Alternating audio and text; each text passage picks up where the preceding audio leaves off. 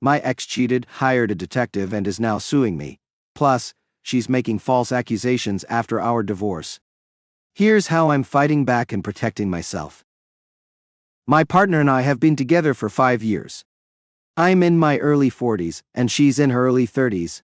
We're planning to get married this summer. Despite the years, our love remains strong, as if we were still in the first few months of our relationship. We initially met at work, where we were in different departments. What started as a solid and respectful friendship eventually blossomed into something more. Throughout our time together, we've been genuinely happy. Our intimate life is fulfilling, we have no financial concerns, and we share trust, respect, open communication, and common interests. We have a lot of fun together, and there's no mistrust or insecurity when we pursue our individual hobbies. One thing I need to confess is that when we first met at work, she was engaged to someone else. While I never engaged in any inappropriate behavior, I have to admit that there were moments when I felt she flirted with me in a way that crossed the line. Fast forward to this past September. With the situation under control in our area, we hosted a small dinner party for 3 other couples on a Saturday night. My partner, who loves such events, insisted on assigning seating at the table for everyone. She sat between one of her close female friends and the friend's husband, whom Mill called John. During the meal, as I moved between the kitchen and the dining area while everyone chatted and enjoyed drinks, I caught what seemed like an odd sight. When I glanced back at my partner and John, it appeared as if they were holding hands under the table. I looked away, rubbed my eyes, and when I looked back, they were no longer doing that. It was one of those moments where your brain takes a moment to process what you've seen, convincing you it's not what it looks like. Consequently, I started to become more watchful and felt less secure in our relationship. Fast forward to November, and I began to notice something different. Some nights when we were both tired, we'd unwind in front of the TV, each with our laptops or phones. She's active on social media, so she spends a lot of time there during our relaxation sessions. However, starting in November and continuing to the present day, I noticed she positioned herself just enough so that I couldn't see her screen. It was a subtle change, but I don't think I was imagining it, as we used to be able to see each other's screens when sitting on the couch together. Before this, I'd considered inviting John and his wife to our planned January vacation. However, I disliked John, and a lingering feeling of unease made me hesitant. But since I couldn't provide solid reasons for excluding them, my partner grew frustrated with me. In any case, due to circumstances, we ended up having to cancel the holiday. After reading many threads here, I realize I'm fortunate in some ways, because we're not married, have no kids, and I lack concrete evidence of anything going on. However, my intuition is on high alert, though not at a critical level yet. I'm starting to feel ashamed of how much this emerging obsession is affecting my life. Here's where I need input. Should I consider taking steps to essentially spy on her? This could involve hiring a private investigator, using a voice-activated recorder in her car, or, which I see as a major violation of boundaries, attempting to access her various devices. I'll conclude this as I began. I can't believe I'm in this situation. Update before I clarify further. It's essential to mention that I registered here about a month ago. I wrote my initial post sometime before that, as it felt good to get my thoughts out at the time. However, a significant change has occurred between then and now, particularly in our intimate life. The frequency of our closeness has subtly decreased, which isn't inherently problematic, as relationships have their ups and downs.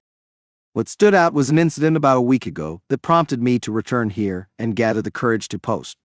After we had just been close, I suddenly realized that my partner had approached our intimate life differently than usual, not just on that occasion, but perhaps the previous 2 or 3 times as well.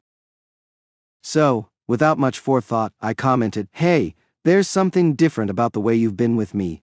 What struck me as odd was that she appeared startled, denied it initially, and then the next day said, "I think you're imagining it.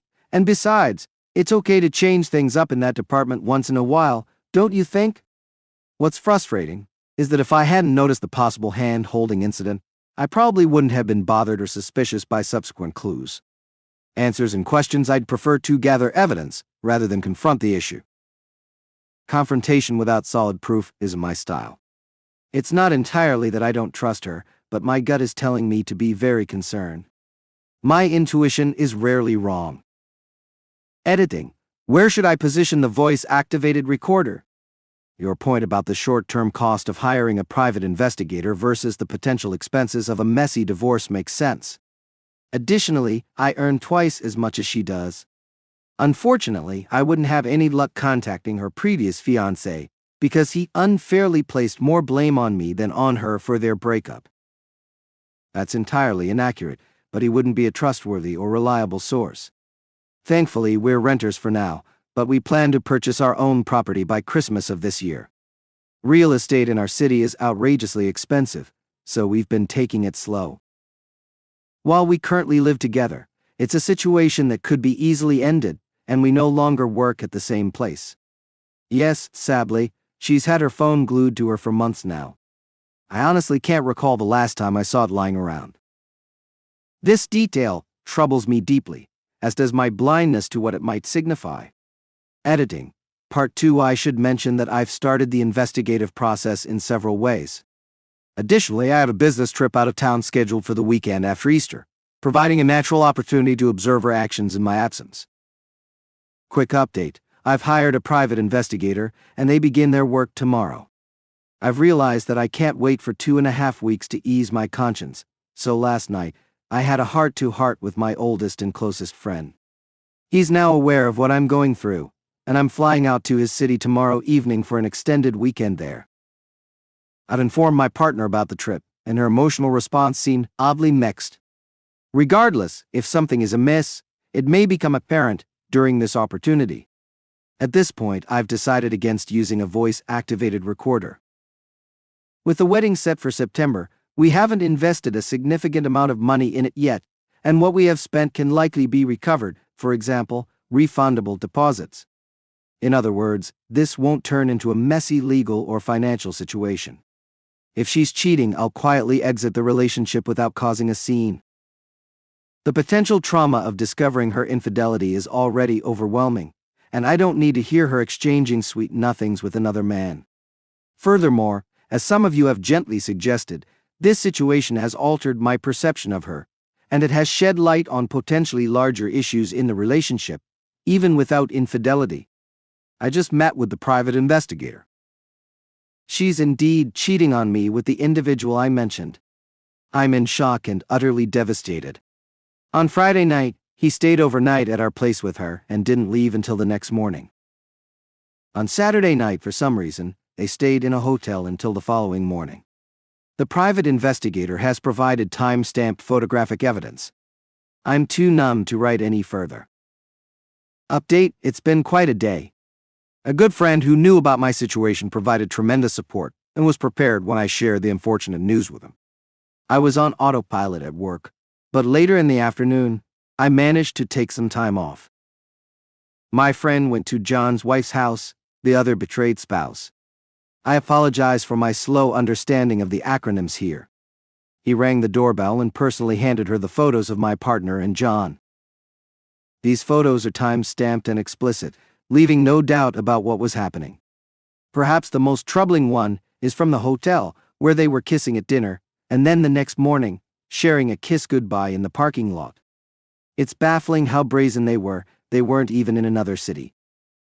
However, the worst one is the first photo from Friday night, when John arrived at my place. Since we live in a duplex, she had to open the front door to let him in. The photo captures the pure, joyous excitement in her eyes, a moment I'll never forget for as long as I live. About an hour later, my friend went to my place after delivering the photos to the other betrayed spouse. He handed my partner a package I had prepared for her. Inside were the photos and a simple note from me. I expressed that my future goodwill toward her, not in person but in my mind, would depend on her willingness to come clean about the whole truth. I informed her that our relationship was over, and that I never wanted to see her again, let alone think about marriage.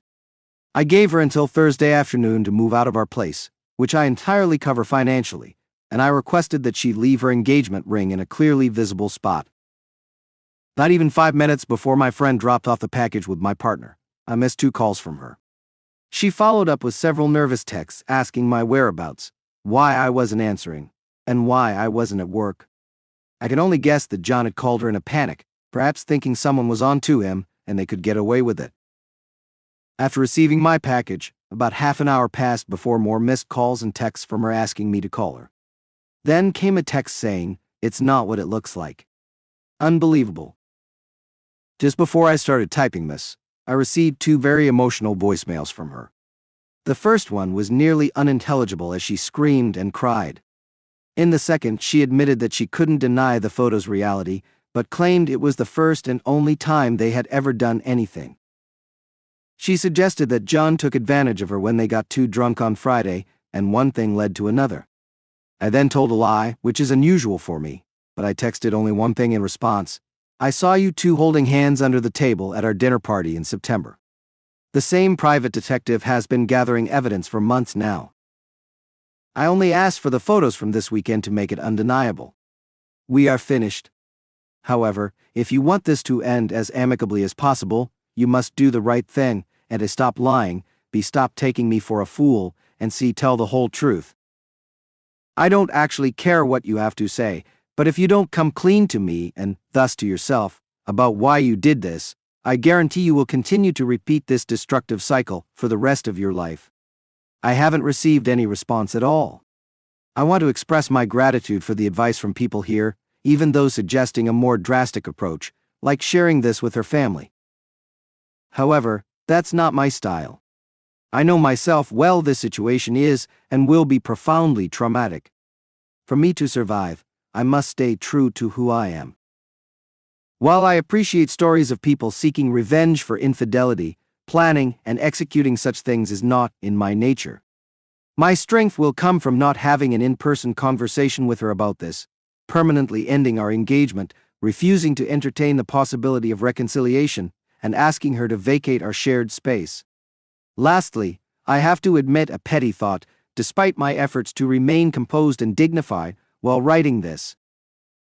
Although John is younger than me, somewhere between her age and mine, he is less intelligent and less emotionally sensitive. Something I thought she valued. And the ironic part is that I'm objectively much better looking than him. I know it sounds superficial, but it's true. I've often been compared to a well-known British movie star in romantic comedies. This guy, while more muscular, looks like a bulldog. I just can't comprehend it. He and his wife also have 2 young kids, so there's that too. I apologize for not fully addressing various questions some of you have asked this past week, but I feel like I've been navigating from one nightmare to the next. At least now I have peace of mind that I'm not losing my sanity. I have a therapy session booked for next Tuesday, the earliest available, and I'm staying with my friend. Fortunately, he's single, so I'm not inconveniencing a family.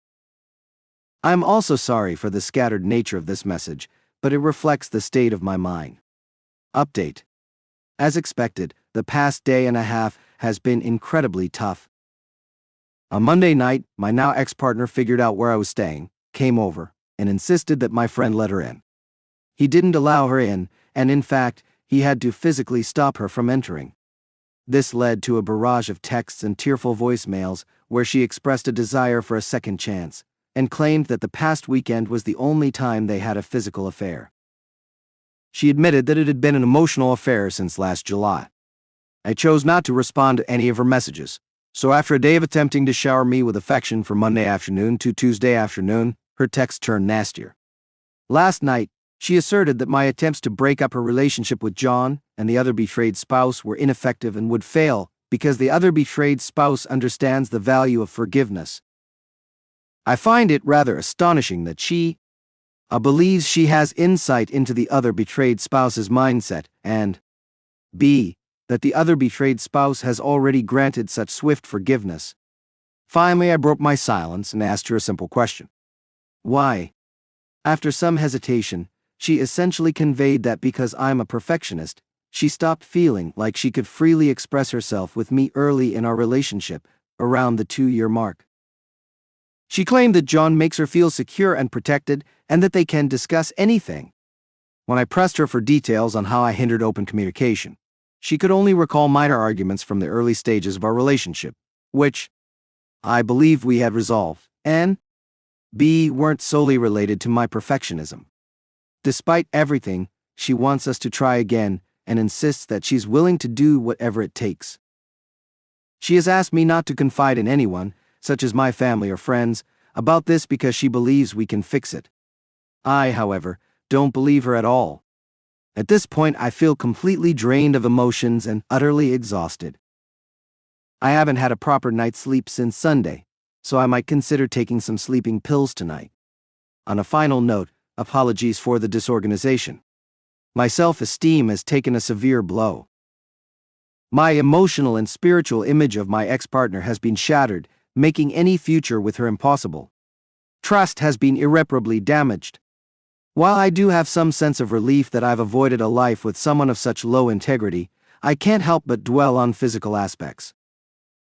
I'm plagued by humiliating questions. Did I not satisfy her enough during our intimate moments? Was my physical appearance not to her liking? Did she desire a different body type?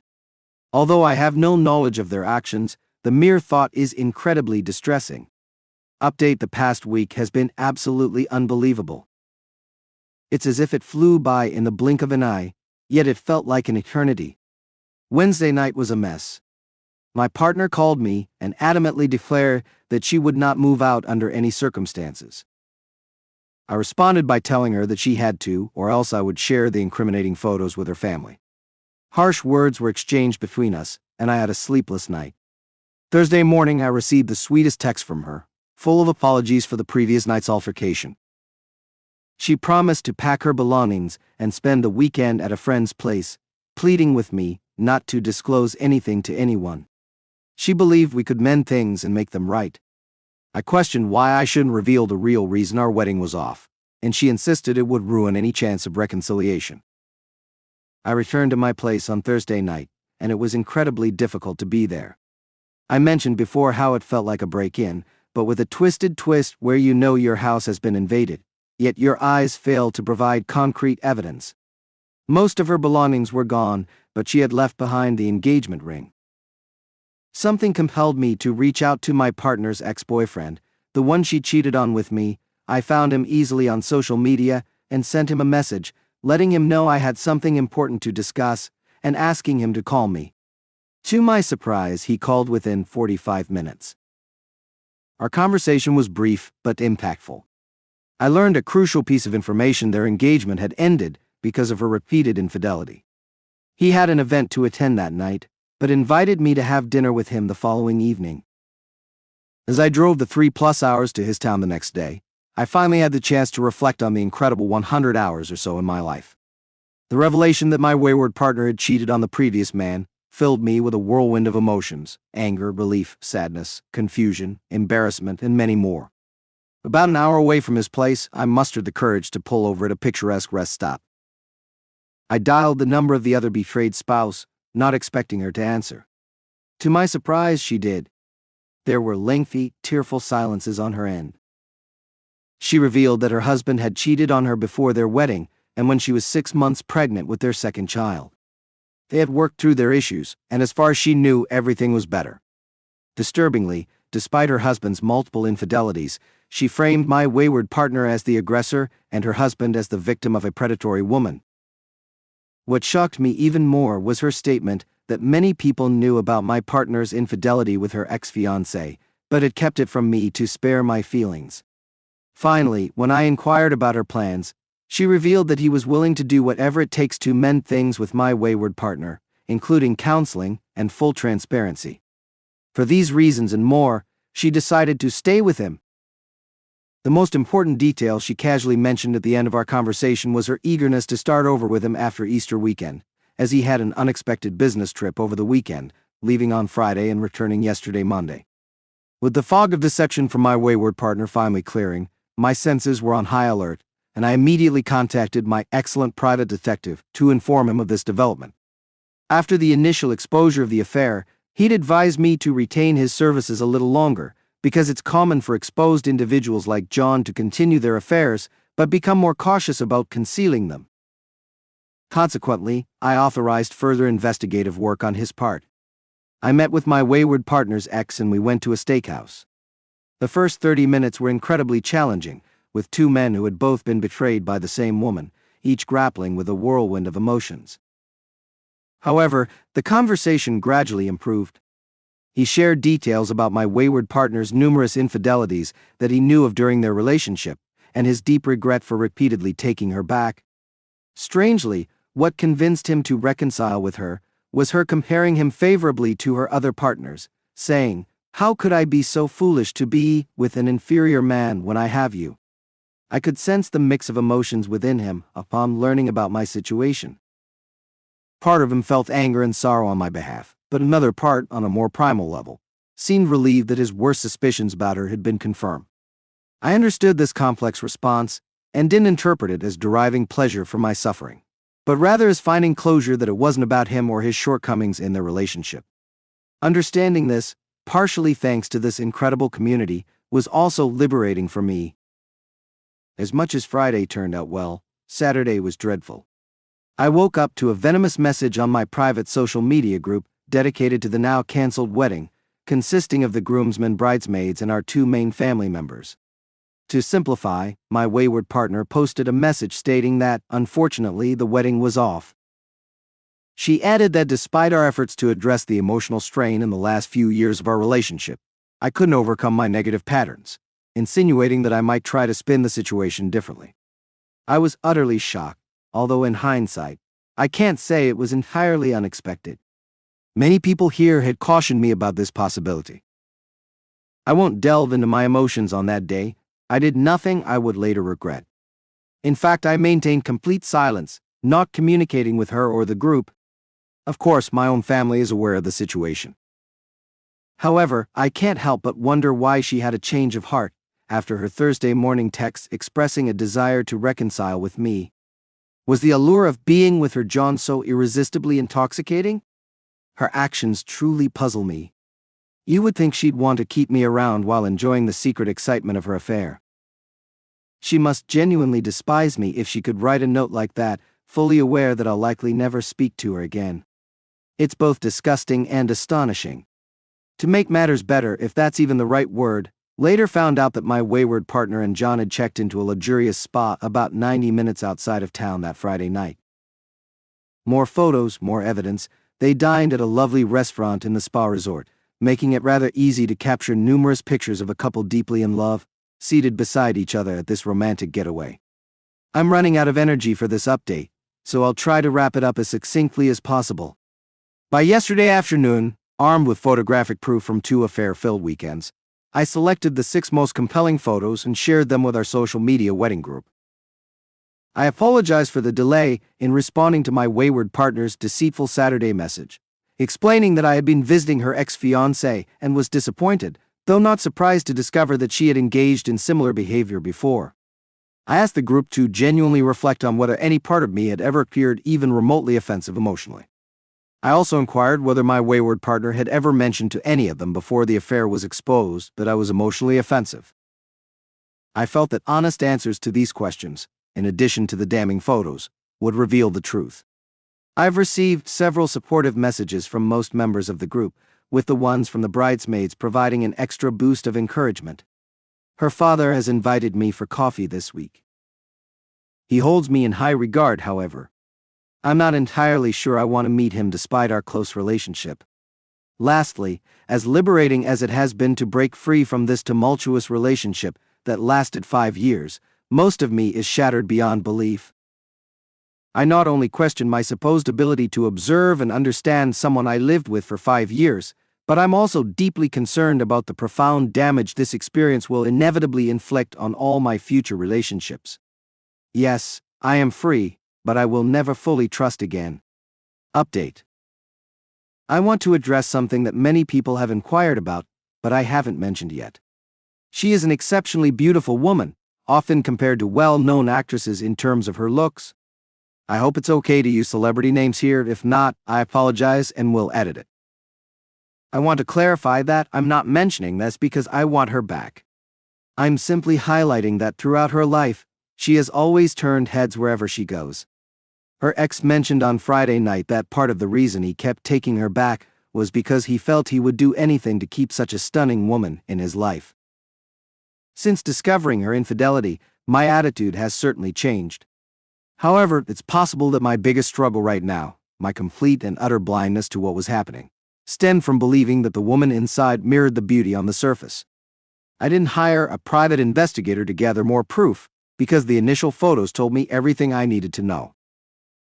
What left me in disbelief was the fact that after all that, both she and John could, within days, continue their affair so openly, as if the discovery meant nothing. Part of me had thought that the private investigator might find nothing this past weekend. Those photos shattered any lingering hope that this could be overcome. I appreciate the harsh reality check provided by the additional evidence. I wanted to give her the opportunity to confess to her family and our wedding party on her own terms. Some of our discussions last week indicated that she might take that option. My basic threat of saying, "If you don't tell the truth about why the wedding is off, I will have to be the one to do it," was not some kind of game. Update: I'm currently out of town on a business trip. And now that I'm alone in my hotel room, it feels like the first time in a while that I can breathe and reflect.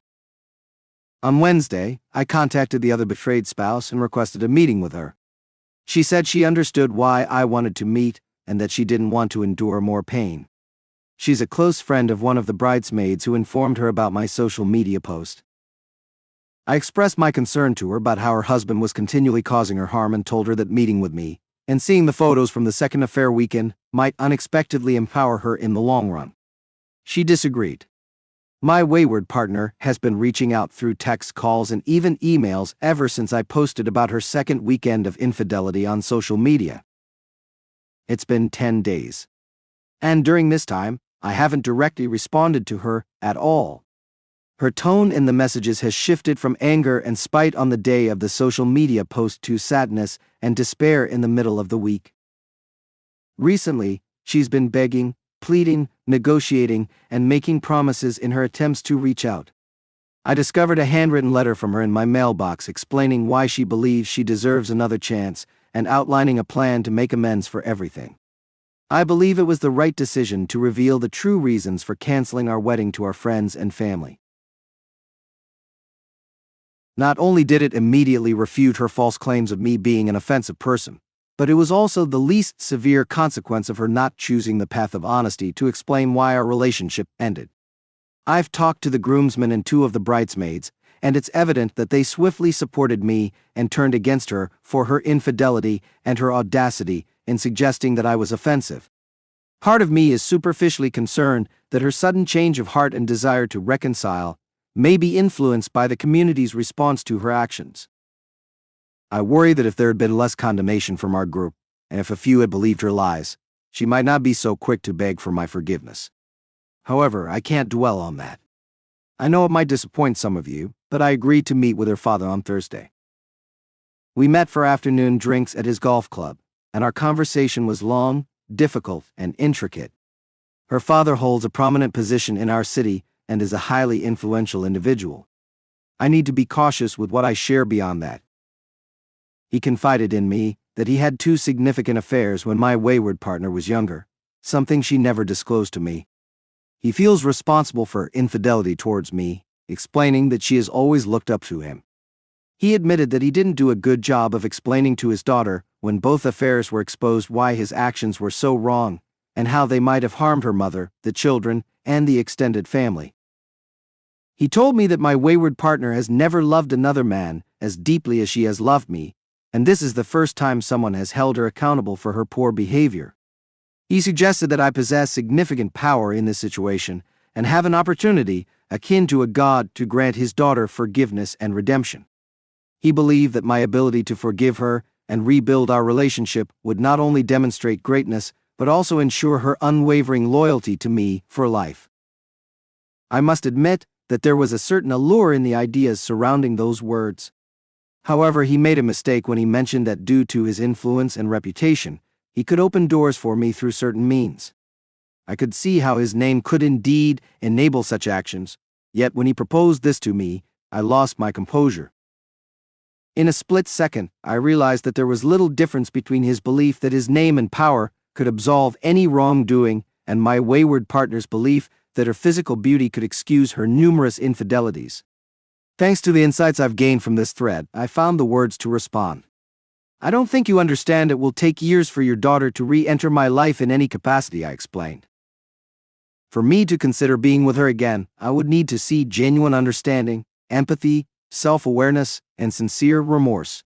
I also noted that her journey toward that will be long, as she has engaged in this behavior for years and her damage runs deep. To his credit, he respected my stance and asked for more time.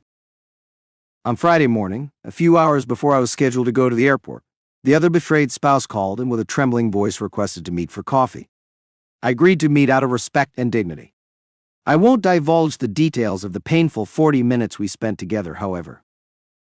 Witnessing the second set of photos was a harrowing experience for her, and it was difficult for her to process. By the end of our conversation, though, she seemed to be making some progress in coming to terms with the reality of her husband's actions with one of her friends, no less. I believe she has started her own slow and challenging journey toward healing. I briefly considered directing her to this thread, but I ultimately decided to keep this private, not wanting to complicate an already complex and sensitive situation further.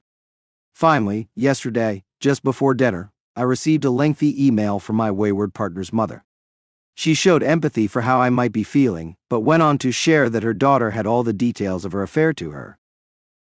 She mentioned that her daughter was utterly broken and requested that I, to some extent, take time to consider giving her another chance. It felt as though my pain and emotions in all of this were relegated to a mere afterthought. I got back home yesterday evening, and true to her word, my wayward partner had left a handwritten letter in my mailbox. Initially, I resisted the temptation to open it, and even went to bed undecided about whether I should read it at all. However, sleep eluded me, and I eventually gave in, opening the letter. My intention was to sleep on it, gather my thoughts, and then share a summary of the letter here. So here I am today. She began with a straightforward apology, expressing her deep regret for the pain she has caused me. Next, she mentioned that she and John have decided to end their relationship for good. She then delved into explicit and almost clinical detail about how I had been her best lover, offering comparisons to John and her previous partners. While I no longer care about this aspect, I'll give her credit for the level of detail she provided, which was both unusual and somewhat touching. She proceeded to lay out a timeline of how things unfolded. A few weeks before the September dinner party, where I suspected they were holding hands under the table, John called her to discuss his marital issues with his wife, who happened to be my wayward partner's friend. Apparently, he sought her insights. They met for coffee one weekday morning, roughly 78 days before the dinner party, which led to a week of texting between them. On the morning of our dinner party, while pretending to be on an extended shopping trip, they met in a park. There, he confessed his deep infatuation for her. She admitted to feeling ashamed for falling for his words, but his primary argument was that if she felt even a fraction of what he did for her, she should scratch that itch before committing to marriage. She claimed she firmly declined his proposition, but during the dinner party that same evening, he played footsies with her under the table. She regarded it as unlucky that I happened to glance back, just as he made physical contact with her. Their first kiss happened in late October, incredibly while she was visiting John, and the other betrayed spouse is home for drinks and dinner during away. The other betrayed spouse had gone to put their children to bed after dinner, and during this time he passionately kissed my wayward partner while his wife was out of the room. She acknowledged it was wrong but found it thrilling. Throughout November, he apparently pressured her heavily to get me to agree to have him and the other betrayed spouse join us on our January vacation. A significant portion of their text messages in November and December revolved around various scenarios he devised for them to engage in an illicit affair, right under our noses. She provided vague details about when their affair began, mentioning it started in early February. They insisted on meeting in my house as often as they could manage.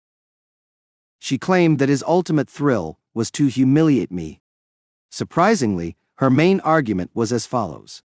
She acknowledged that infidelity might run in her family or be in her DNA, but she claimed she was completely willing to leave all of that behind because I am the perfect man.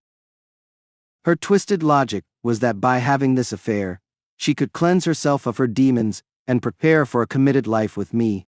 She also mentioned that one of the main attractions of the affair was her strange aversion to this man, the very one who made her feel safe and secure, combined with his desire to humiliate me. She believed her self-disgust for choosing him would finally help her overcome her temptation to cheat. Additionally, she stated that she would be living with her parents indefinitely. She expressed her intention to undergo therapy for the first time in her life. She promised to write me a monthly letter to update me on her progress. She claimed she wanted to win me back, but only on my terms. She admitted that my decision to cut her off the way I did made her realize how much she truly loves and wants me, and she was devastated by her actions. Regarding her previous comments about emotional coldness, she sort of apologized, particularly for their public nature, but she didn't completely retract her statements. Instead, she recalibrated her remarks to suggest that I hold myself and others to too high a moral standard, which she finds suffocating. She acknowledged her admiration for my integrity, but argued that it's impossible to live up to the perfectionist ideals I hold for myself and others. She suggested I reflect on this last comment. Honestly, after reading all of this, I'm too emotionally exhausted to express how I feel. I don't even know which emotions are left or available to me at this point. I'll never be able to see her in the same way again. Perhaps I'm too demanding in my standards, and maybe I need to be more forgiving when it comes to my own flaws and those of others, but there are aspects that still pull me toward her. Rest assured, I will continue to maintain no contact with her. The other betrayed spouse has reached out to me, requesting another coffee meeting this Thursday, because our previous coffee chat apparently helped. The community's analysis of my wayward partner's letter provided the necessary wake-up call for me to read her words, with the insight needed to see through all the nonsense, manipulations, and evasions. My challenge was to retrieve the engagement ring, while still maintaining my no-contact stance with my wayward partner.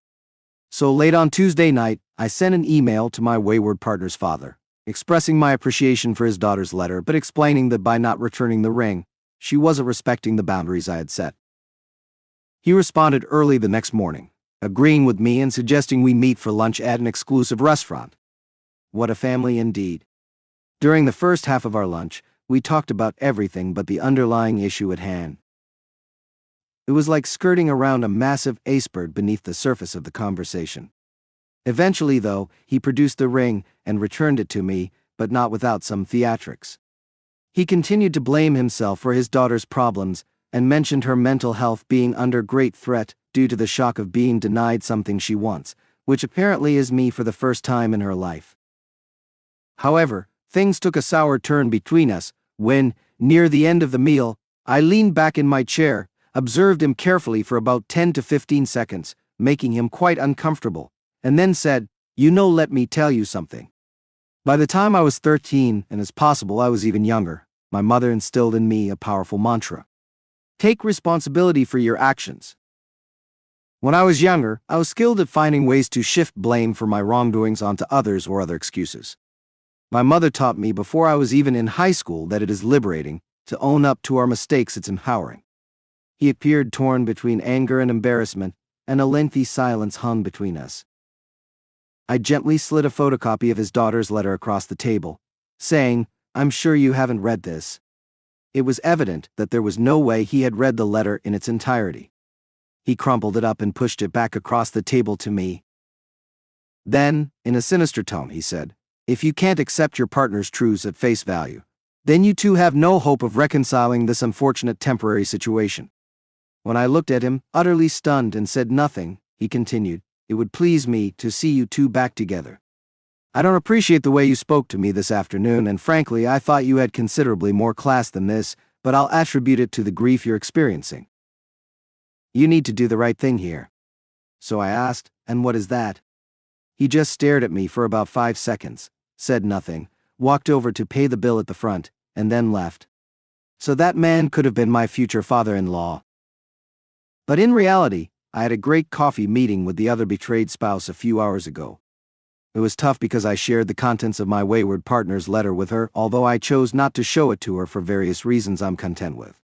She then proceeded to tell me her husband John's version of events, which was quite astonishing.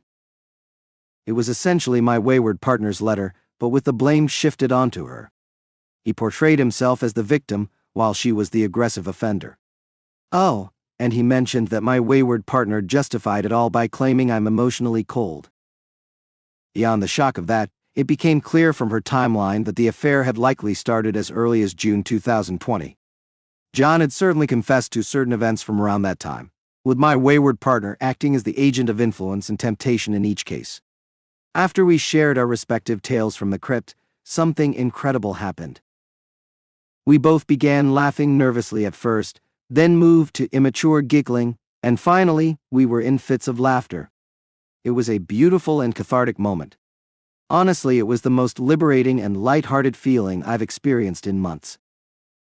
She later got a bit teary-eyed, expressing that she didn't know what she was going to do. However, she recognized that he is just as troubled as my wayward partner, and she needs to find a way to extricate herself from him somehow. So that's where things stand.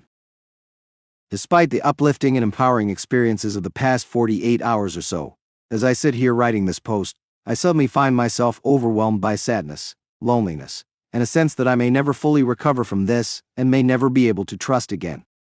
One thing is certain, I won't be taking my wayward partner back. I'm in the process of drafting a final letter to her, politely asking her to leave my life forever. What a mess. And as I've asked before and will continue to ask, what was all this for? Edit: the following letter was sent yesterday afternoon. I know some of you may disapprove, especially those who have questioned why send a letter at all, but I felt it was important to share what I wrote with this community. Despite the expected negative reactions, it feels good to have written and sent it. Obviously her name is not relevant, but here's the content. Dear partner's name, this letter is in 3 parts. This is the last time I'll be communicating with you. I request that you refrain from contacting me in any way from now on. I also kindly ask that neither your family nor any friends reach out to me on your behalf in the future. If you or your family disregard this boundary, I may have to resort to legal action to protect myself. Our relationship has been irreparably damaged due to your choices and actions. Regarding your letter, I'm pleased to hear that you're seeking therapy. I hope it proves beneficial, and that during that process, you can achieve a level of self-honesty you've never had before. The environment around you has supported and continues to support your behavior. So even if you manage to address the significant voids within yourself, you'll need to break free from your family's influence. I appreciate you returning the ring. I'd like to reminisce about a moment, possibly the last time when we were genuinely happy together. During the peak of the pandemic, we escaped to your parents' cabin by the ocean for a memorable long weekend. One Friday afternoon, we were exploring some high rocks, and you ventured dangerously close to the edge, risking falling into the sea. I pulled you back and cautioned you about the danger. Later that evening by the fire, when we discussed that moment, you said, "Risk is good. It makes us feel incredibly alive. And besides, I know you will always be there to pull me back." Now I understand that everything about you and your intentions to ruin our relationship were encapsulated in that one moment. While I'm slightly disappointed in myself for not realizing it sooner, I'm now thankful that I see you for who you truly are. I only hope you can gather the courage to change, but I won't be a part of that process. Best regards, your name. This morning, I had breakfast with the maid of honor for the wedding that will never happen. She was with my former partner on Saturday when she received my final email. Apparently, my ex-partner was extremely devastated and spent the entire night inconsolable in her room. It's hard not to find this amusing, as it sounds like the reaction of a 13-year-old who can't have a sleepover with their best friend on a Saturday night. More worryingly, the maid of honor also informed me that when her father read the note, he became furious and simply said, "He will pay." Frankly, I'm very concerned about the possibility that he might seek revenge against me. I acknowledge that many of you here have warned about this as well. So what can I do to protect myself from this potential threat? Additionally, as a quick note, while the maid of honor is a true friend to my former partner, she's also been supportive of me throughout this ordeal. Towards the end of our breakfast this morning, I expressed my gratitude for keeping me updated and asked her why she wanted to help. She shared something I wasn't aware of. She broke up with her long-term partner about a year ago because he repeatedly cheated on her. What's particularly interesting is that the maid of honor believes that my ex-partner was initially drawn to her as a friend for the same reason she was attracted to me as a boyfriend. We both embody stability, reliability, and integrity, qualities that my ex-partner seems to lack herself. The maid of honor wasn't surprised that my ex-partner cheated on me, as she believes she has a history of doing so, although she thought I might be an exception. She continues to be a friend to my ex-partner, but also empathizes with me and believes I've done the right thing. Now, on to some concerns about the other betrayed spouse. Until Thursday, we had been exchanging light texts every day, offering support and encouragement. However, I haven't heard from her since we met, which is understandable considering we're both dealing with our grief. In addition to not hearing from her, the maid of honor mentioned that the other betrayed spouse has been sending numerous angry and hurtful messages to my ex-partner via text, phone calls, and emails over the past few days. This raises a concern and a question for everyone here. Concern. I worry that the other betrayed spouse's anger towards my ex-partner might be influenced by John's negative influence, and she might be inclined to place blame solely on John rather than the wayward spouse. I'm concerned about her well-being. This leads to the question, what should my boundaries be in this situation? I feel that as you all have supported me gently, I should do the same for the other betrayed spouse.